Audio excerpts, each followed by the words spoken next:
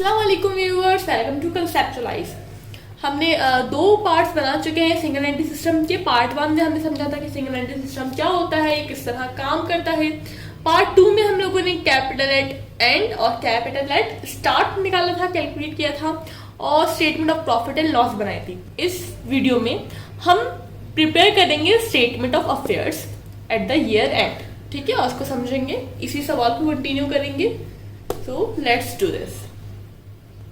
Part 1 में हम बहुत अच्छी तरह समझ चुके हैं कि सिंगल एंट्री सिस्टम होता क्या है, ठीक है। लेकिन आज हम बैलेंस शीट बनाने वाले हैं। सिंगल एंट्री सिस्टम में बैलेंस शीट को स्टेटमेंट ऑफ अफेयर्स का नाम दिया जाता है। इनकम्प्लीट रिकॉर्ड से हम प्रॉफिट या लॉस कैलकुलेट कर रहे होते हैं। पिछली वीडियो में हम लोगों ने statement of profit and loss बनाई थी और हमारे पास लॉस रिकॉर्ड हुआ था।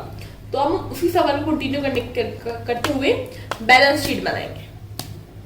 अच्छा, बैलेंस शीट बनाने से पहले एक बेसिक सी बात समझ लेते हैं।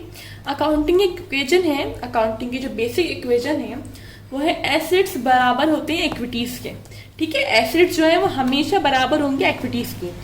यही चीज हम बैलेंस शीट में लेके जाते हैं, यानी कि एसेट्स को हम बराबर करते हैं इक्विटीज के जरिए। अगर एसेट बराबर नहीं आते इक्विटीज की तो इसका मतलब हमने बैलेंस शीट गलत बनाई है, या फिर हमने statement of profit and loss गलत निकाला है, या फिर कैपिटल निकालने में मिस्टेक करी है।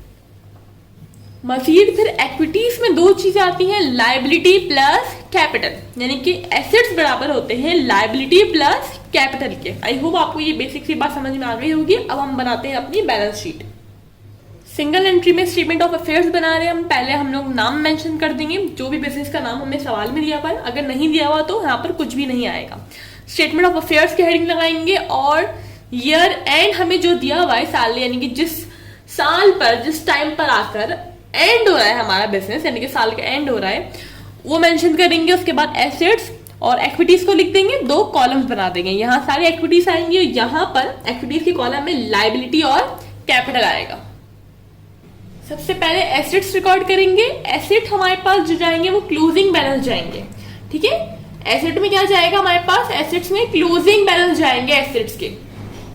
यहाँ हमारे पास अकाउंट्स के ओपनिंग बैलेंस लिखे हुए साल की शुरू में, यानी कि ओपनिंग बैलेंस, और यहाँ पर एंडिंग बैलेंस लिखे हुए यानी क्लोजिंग बैलेंस लिखे हुए।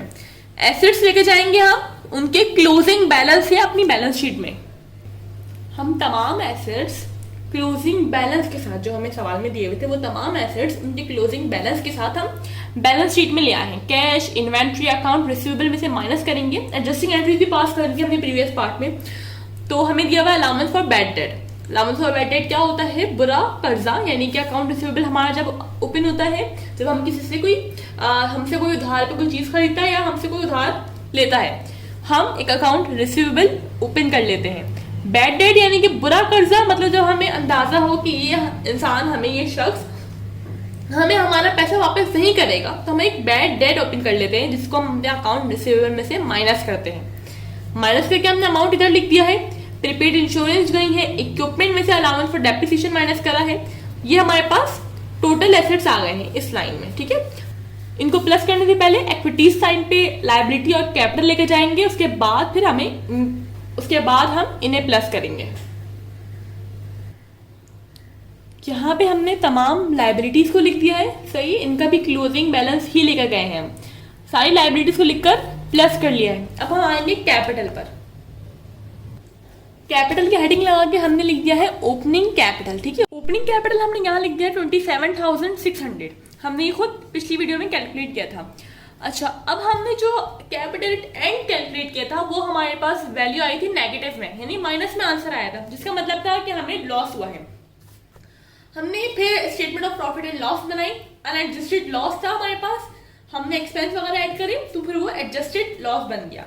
अब जब भी हमारे पास माइनस में आंसर आता है, नेगेटिव में आंसर आता है, तो हमें थोड़ा सा प्रॉब्लम हो जाता है स्टेटमेंट ऑफ अफेयर्स और स्टेटमेंट ऑफ प्रॉफिट वगैरह बनाने में, ठीक है।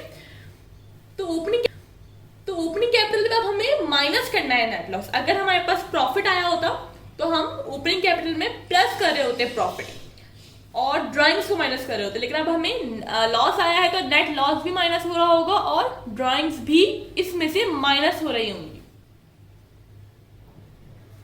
यहाँ दोनों अमाउंट हमने माइनस में करके लिखे हैं। नेट लॉस, ठीक है, वो भी माइनस होना है ओपनिंग कैपिटल में से, और ड्राइंग्स भी माइनस होनी है ओपनिंग कैपिटल में से। अब आप देखें ये दो चीजें माइनस होनी है ओपनिंग कैपिटल में से। अब दो चीजें के अमाउंट देखें, 25,000 तो ये है और 57,000 ऑलमोस्ट ये आ रहे हैं, और जिसमें से हमें जिस अमाउंट में से माइनस करने हैं वो तो सिर्फ 27,000 है। इसका मतलब यहाँ पर भी हमारे पास माइनस करने के बाद जो वैल्यू आएगी वो किस में आएगी, नेगेटिव में आ रही होगी, राइट, नेगेटिव में आएगी हमारे पास वैल्यू लॉस और ड्राइंग्स ओपनिंग कैपिटल में से माइनस करने के बाद। नेट लॉस और ड्राइंग्स ओपनिंग कैपिटल में से माइनस करने के बाद हमारे पास अमाउंट आए 55,300। अब इन्वेस्टमेंट जो हमें दी हुई है वो हमें ऐड करनी है। अब यहाँ पे ऐड कैसे करेंगे, यहाँ पे ऐड इस तरह हो रही होगी, बेसिकली 24,800 हमारे पास इन्वेस्टमेंट है, ऊपर माइनस से अमाउंट मौजूद है 55,300 और 24,800 माइनस इसमें से ऐड होने हैं, ठीक है, इस अमाउंट में ऐड होने हैं। तो होगा ये कि हम वैसे ही करेंगे, माइनस लिखेंगे और ये वैल्यू लिख देंगे, प्लस लगाएंगे, ये वैल्यू लिख देंगे, हमारे पास जो आंसर आएगा वो क्या आ जाएगा 30,500, बट माइनस में आएगा, ठीक है, क्योंकि बड़ी अमाउंट के साथ माइनस का साइन लगा हुआ। ये मैथ का बेसिक रूल है कि जब अगर बड़ी अमाउंट है तो उसका ही साइन चलेगा, ठीक है, उसका ही साइन आंसर में आएगा। यानी कि बड़ी अमाउंट 55,000 है, उसके साथ प्लस करेंगे, बल्कि माइनस का साइन है, तो इनको कैलकुलेट करके जो आंसर आएगा वो क्या आएगा, माइनस में आएगा, नेगेटिव में आएगा। इस तरह हमारे पास 30,500 नेगेटिव में आंसर आ गया है। ये हमारे पास है टोटल कैपिटल। इसलिए हमने क्या करा, एक और दफा रिवाइज कर लेते हैं। जब भी हमारे पास एक्चुअली लॉस निकलता है तो थोड़ा सा प्रॉब्लम हो जाता है। अब आप देख सकते हो कि किस तरह खिचड़ी बन गई पूरी। अगर सिंपल ये लॉस नहीं बल्कि प्रॉफिट निकला होता तो हम सिर्फ ड्राइंग्स माइनस करते, इन्वेस्टमेंट और प्रॉफिट को ऐड करते और हमारे पास टोटल कैपिटल आ जाता।